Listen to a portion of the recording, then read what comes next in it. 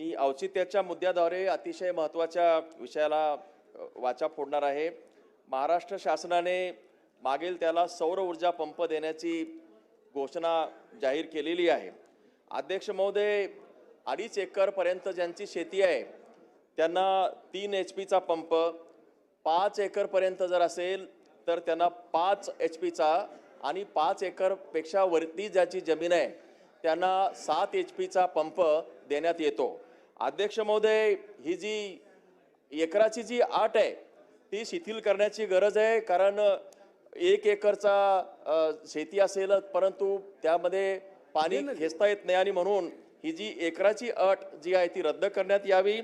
तसे सोलार पंपामुळे दूरवरून ज्या ठिकाणी पाणी आणतो, नदीवरून, धरणावरून, जी काही 500 मीटरपेक्षा जास्त पाईपलाईन असते त्या ठिकाणाहून आपण जी काही पाईपलाईन जी काही करतो, सोलार पंप मध्ये ती शक्ती नसते आणि त्या ठिकाणी म्हणून सोलार पंप ऐवजी नवीन वीज जोडणी रीतसरपणाने करण्याची आवश्यकता आहे।